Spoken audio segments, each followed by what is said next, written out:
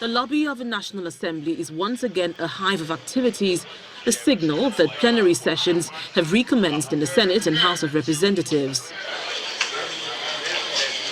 The Senate is resuming after a 2-month recess, a week later than the House of Representatives.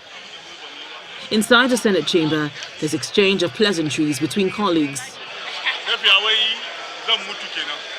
A lot rests on the 9th Senate and indeed the 9th Assembly to provide leadership, effective oversight and people-centered legislation to face up to the worrying economic, social and security challenges distressing Nigerians. The Senate resolve.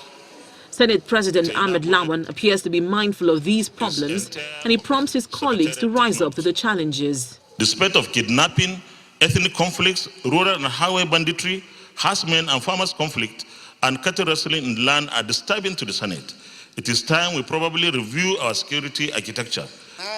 A federal lawmaker brings to the attention of his colleagues the controversial judgment by a UK court awarding $9.6 billion to Process and Industrial Development Limited, P&ID, over a default in the gas supply and processing agreement. Pained that the damages awarded to P&ID are manifestly excessive, exorbitant, punitive, and a big threat to the economic well-being and security of Nigeria.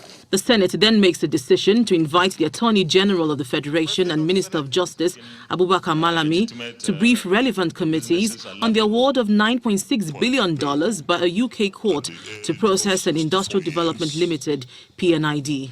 The upper chamber is also inviting the Ministers of Police Affairs and Interior, Mr. Meigari Dingiyadi, and Mr. Rauf Aregbesola, to address the Senate on the deteriorating conditions of our nation's police colleges in the country.